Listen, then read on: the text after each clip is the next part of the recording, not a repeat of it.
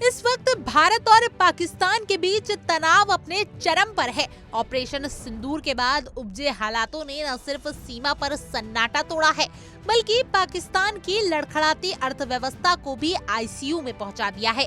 एक तरफ भारतीय एयर स्ट्राइक से पाकिस्तान की सुरक्षा तैयारियों की पोल खुल रही है, तो दूसरी ओर अंतर्राष्ट्रीय मंचों पर भी उसकी आर्थिक हालात पर अब सबकी नजरें टिक गई हैं। इमरान खान हो या शहबाज शरीफ, सत्ता में चाहे जो भी रहा हो, पाकिस्तान की हालात में कोई खास सुधार नहीं आ पाया है और अब युद्ध की धमक से उसे कर्ज और कंगाली के बीच जकड़ लिया है।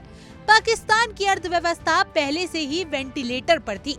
वर्ल्ड बैंक के अनुसार 2023-24 में देश की जीडीपी ग्रोथ महज 2.5% रही, जबकि 24-25 के लिए ये 2.6 से ऊपर नहीं जा रही। महंगाई दर 38% तक पहुंच चुकी थी और भले ही वह अब घटकर 6% पर आ गई हो, आम जनता की जेब पर मार टस से मस नहीं हुई। पाकिस्तान का विदेश मुद्रा भंडार महज 15.8 अरब डॉलर पर है, यानी सिर्फ 2 महीने के आयात के लायक।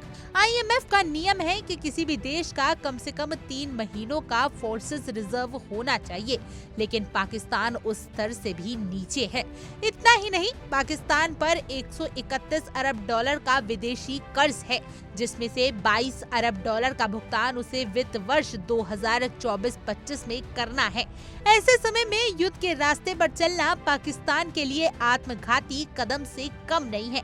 मूडीज ने साफ कहा कि पाकिस्तान की अर्थव्यवस्था अब आईएमएफ और अन्य बाहरी मदद पर निर्भर है।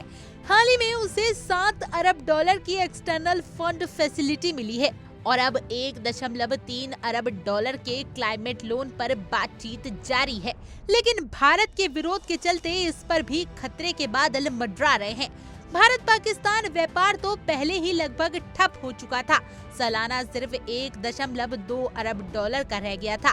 भारत ने पाकिस्तान के एक्सपोर्ट बंद कर दिए हैं, जिससे पाकिस्तान में दवाइयों की भारी किल्लत हो गई है, खासकर तब जब पाकिस्तान करीब 20% दवाइयों का आयात भारत से कराता था।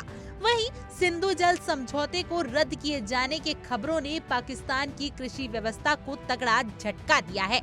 उसकी जीडीपी का 22.7% कृषि पर आधारित है और 90% खेती सिंचाई पर निर्भर करती है। अब सिंधु जल का प्रहार थमने की स्थिति में पाकिस्तान का खाद्य निर्यात यानी कि गेहूं, चावल, कपास बुरी तरह प्रभावित होगा। बात यही नहीं रुकती, पाकिस्तान का हवाई क्षेत्र बंद होने से इंटरनेशनल एयरलाइंसों का रूट बदलना पड़ा, जिससे एयर फ्रांस जैसी कंपनियों के फ्यूल खर्च में इजाफा हुआ है। इससे अंतर्राष्ट्रीय निवेशकों का भरोसा डगमगाने लगा है।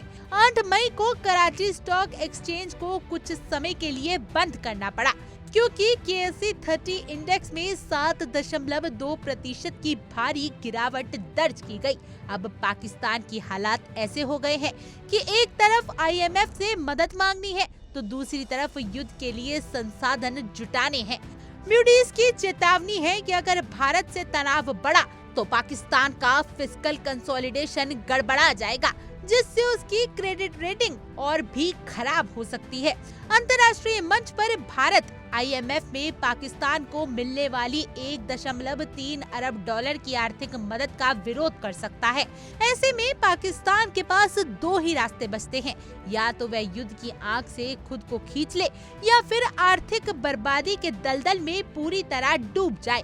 आखिर में सवाल यही उठता है, क्या पाकिस्तान जिहाद की राजनीति से ऊपर उठकर अपने घर को संभालेगा या फिर इंडिया के खिलाफ जुनून में खुद अपनी अर्थव्यवस्था की कब्र खोदेगा?